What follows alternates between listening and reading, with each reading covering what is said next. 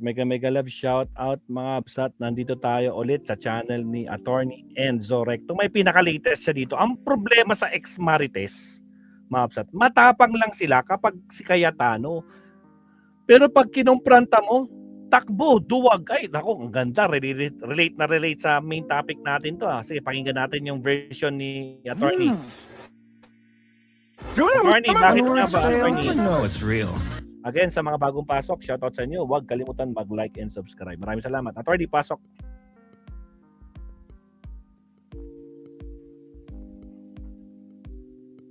Ngayon na po si Attorney, mga absat.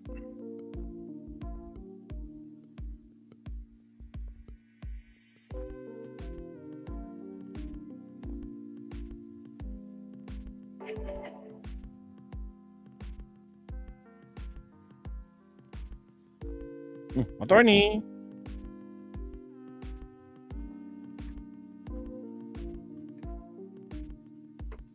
May sounds ba? Hindi pa nag-umpisa sa Attorney. Okay, pasok. Attorney. Mga kabunyog, mga kababayan, welcome sa isa namang episode ng ating Rapido ni Attorney Ricky Tumuturgo. Mga kabunyog, rapiduhin nga natin itong tungkol sa mga ex-Marines. Itong mga pinagmamalaki ng mga DDS na mga bayani daw. Anong sabi ni Loren Ligarda? Saludo daw siya dito sa mga bayaning ito. Ano daw saludo siya sa mga bayani? Samantalang sinabi nila, nag-deliver po kami kay Loren Ligarda ng ilang maleta. Diyos ko po, bayani nga. Ang problema, itong sinasabi ni Loren Ligarda ng mga bayani, pagpatawag nila Cayetano, pagpatawag nila Marcoleta, dumadalo. Matatapang, dumadalo. Pero kapag pinapatawag na, hindi na sila Marcoleta at makakaharap na nila yung mga taong inaakusahan nila na tumanggap daw ng mali-malitang pera, wala na, tumatakbo na. Yan ang problema. Tulad bukas. Shout out Telma. Dapat mayroong hearing bukas ang Blue Ribbon. Inimbitahan sila ni Erwin Tulfo. Good morning. Pero may pinost si Mike Defensor, yung humahawak sa kanila, yung kanilang amo. Ang amo naman talaga nila si Mike Defensor eh. Sabi ni Mike Defensor, pinost ni Mike Defensor yung sulat at sabi ni Mike Defensor, ang sabi daw ni Cayetano, sinabihan itong mga ex-Marines na wag a-attend sa patawag bukas. Ang rason nila, hindi naman daw official, lehitimo o legal ang Blue Ribbon Committee nila Erwin Tulfo. Yan yung kaya hindi daw a-attend yung mga ex-Marines bukas. Kung matapang sila, a-attend bukas si Laila de Lima eh. A-attend bukas si Father Flavio Villanueva eh. Nakita ko yung listahan. A-attend sila Father Flavio Villanueva. Dapat sa part nila nitong mga ex-Marines, umattend din sila para ipakita nila na totoo yung sinasabi nila. Na kahit harap-harapan, nandun yung mga taong binabanggit nila, hindi sila natatakot. Tama. Di ba dapat ganun? Kasi ang dami nilang inaakusang mga tao na tumanggap daw ng mali-malitang pera. Laila de Lima, Flavio Villanueva, yung patay, Attorney. dating Senador Sani Trillanes. A-attend bukas si Flavio Villanueva. Attorney, A-attend bukas si Laila de Lima. A-attend bukas yata si Trillanes. Attorney, pati yung patay na staff ni Tito Sen nung namatay noong 2015, nakatanggap daw. Diyos ko po. Di dapat nandun sila. Panindigan nila yung mga sinabi nila. Yun yung talagang matapa. Ang problema, katulad nung isang araw, yung hearing ng Blue Ribbon ni Pia Cayetano sa ni Marcoleta. Nung nalaman ni Congressman Alvarez ng Palawan na inaakusahan siyang tumanggap ng mali-malitang pera, kaagad-agad pumunta siya doon. Pumunta si Congressman Pipito Alvarez. Gusto niyang ikumpronta yung mga ex-Marines na yan. Kaso di niya pati nabutan. Si Mike Defensor, pati si Marcoleta. Pagdating niya, umalis na yung mga umalis na yung mga ex-marine, si Mike Defensor umalis na rin. Si Marcoleta bigla ring tumayo. Umiska po. Anong klase naman yung mga yan? Yan yung problema sa mga ito. Yan ang problema sa mga ito. Takot makumpranta, no? Magaling lang sila pag wala yung wala yung inaakusahan nila. Kasi inaakusahan nila, tumanggap daw ng mga malitang-malitang pera si ganito, dinalhan daw nila, diniliberan daw nila. Dapat kung totoo yung sinasabi mo, kahit nandyan yung mga sinabi mong dinalhan nyo ng pera, syempre may karapatan din yun kumprontahin sila, itong mga ex-marines. Tama. Pero wala eh. Walang cross-examine na Wala. Kaya yan mga kabunyog, yan ang problema dyan sa mga ex-marines na yan. Marites attorney. Pag sinabi mo pa namang marines, matatapang, di ba? Kaya nga sabi ng AFP, huwag nyo nang tawagin yan na ex-marines, nakakahiya sa amin. Di ba? Imaginin nyo, si Congressman Alvarez, inaakusahan nila, biglang umakyat nung araw na yun. Actually, ano nga yun ano yun? Wala na siyang pakialam si Congressman Alvarez kung sino yung kikilalaning liderato ng Senado, kung si Gatchalian o si Cayetano. Basta sa kanya, gusto niyang ilinisin yung pangalan niya. Kasi binabanggit ng mga ex-marines, tumanggap daw siya ng mali-malitang pera. Umakyat doon. Pagdating niya sa taas, wala na yung ex-marines, wala na si Mike Defensor. Tapos si Marcoleta biglang tumayo, umiskap. Nagpa-exit. Diyos ko po, Rudy. Guys, sa mga bagong pasok dyan, like po tayo dyan, Mabsat. Wala pong bayad dyan. Baka naman. Di ba mga kabunyog, mga kababayan? Yan yung problema dyan. Saka ganito ang isyong pinag-uusapan ay anomalya sa flood control. Flood control anomalies, corruption. Ito daw mga ito daw mga ex-marines na ito ang nakakaalam ng mga binigyan ng pera. Wow, sana all. Galing sa mga pera sa flood control. Yung mga anomalya sa flood control. Ang problema, ang sinasabi mong mga nagtumanggap ng mga pera, si Trillanes, si Laila de Lima, yung mga Makabayan Black, sila Franz Castro, Arlene Brosas, Raul Manuel, si Father Flavie Villanueva, yun ang mga tumanggap ng mga flood control. Galing sa flood control. Walang Pati si Father may flood control. Uy, papagawa niya simbaan. Diyos ko po, pinabahaba yung simbaan. Diyos ko, Lord naman, ibang klase talaga itong magagkwan na to, itong marites na to.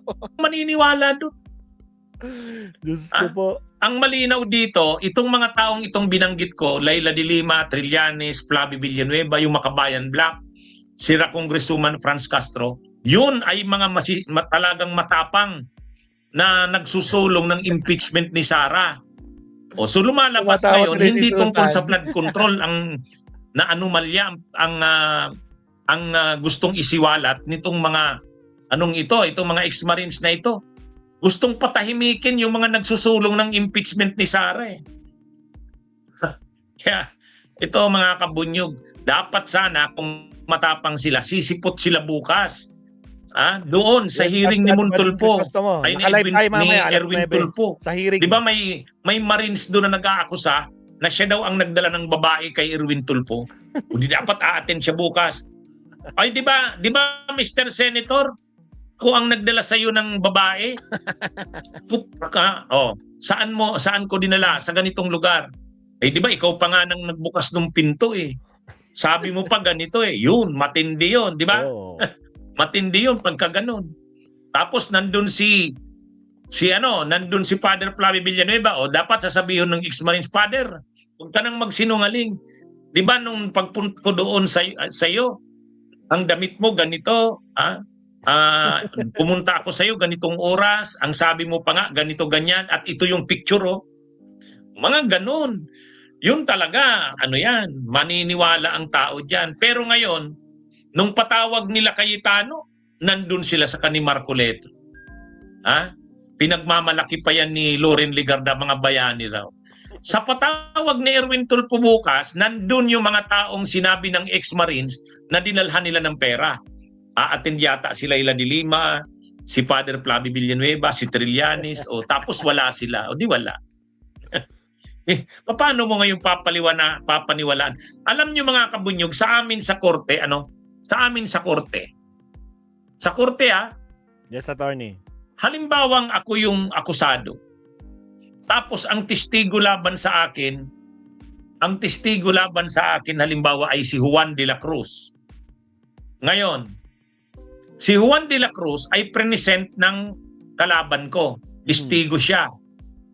Ang tawag doon direct testimony. Ngayon, syempre may karapatan naman ako sa pamamagitan ng abogado ko na kumprontahin siya si Juan de la Cruz. Tama. Kasi testigo laban sa Yan akin. Ang principle diyan, yung rights of the accused to confront the witnesses against him face to face.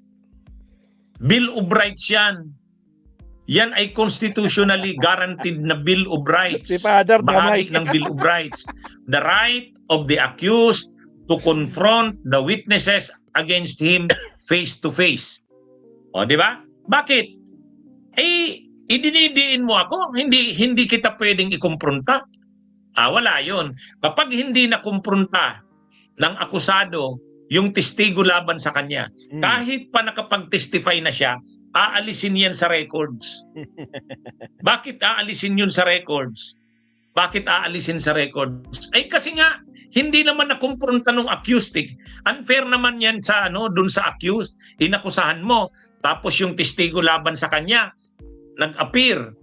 Nagbigay ng kanyang direct testimony. Tapos hindi makukonfront ng akusado. Aalisin yan.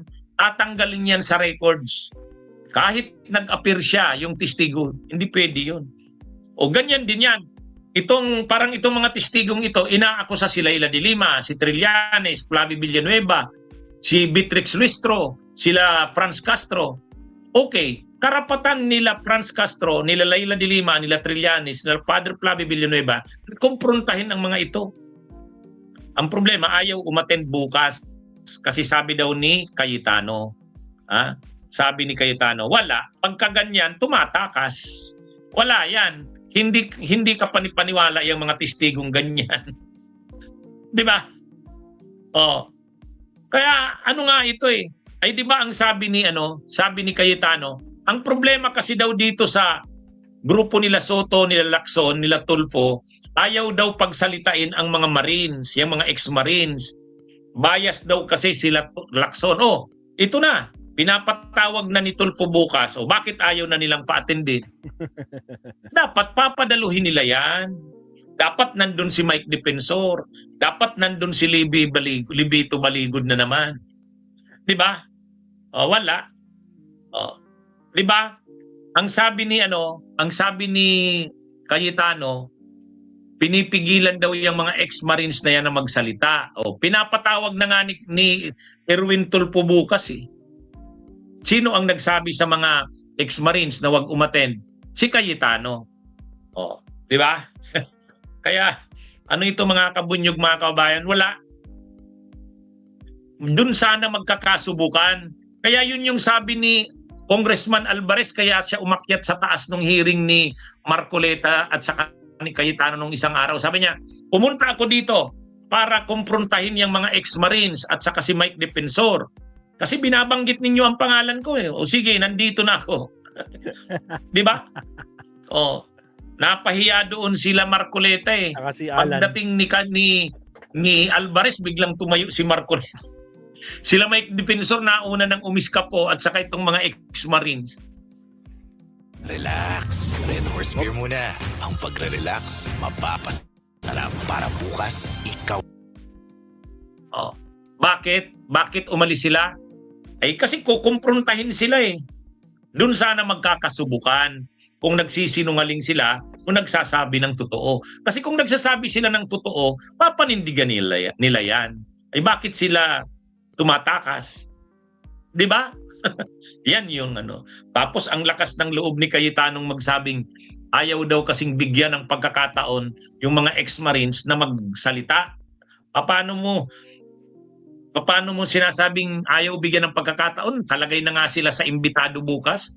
Kaya lang, imbitado rin yung mga taong binabanggit ng mga ex-Marines. Magharap-harapan sila. Yun ang maganda. Di ba? Yan ang problema dyan sa mga ex-Marines na yan. Kaya nga ayaw ng Philippine Navy na tawagin yung Marines eh.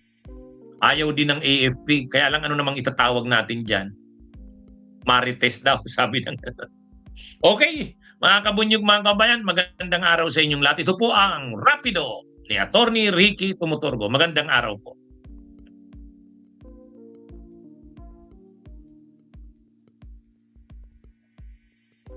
Bunyog, bunyog, halikan na kasama ka. Bunyog, kapag buklod ay may pag-asa. Luzon, Visayas, Mindanao, isa ang pananaw. Sa bagong Pilipinas ang bunyog isisigaw. Bunyog, bunyog, bunyog. Alright, salamat attorney. Ay. Yan, nakala ko nakamute tayo. Salamat attorney. O, paano ba yan? Ha? Mga 18 Marines, ano ba? Duwag ba? Takot na takot kayo sa legit na hearing? Ay, Diyos ko po, Rudy. O, mag-isa pa tayo kay attorney ka. Isa pa tayo. Countdown ulit po tayo. Again, shoutout sa mga bagong pasok. Huwag kalimutan mag-like and subscribe. Naka-live tayo ngayon, sa madaling araw. It's already 12:50 ng madaling araw. Okay, countdown muna tayo.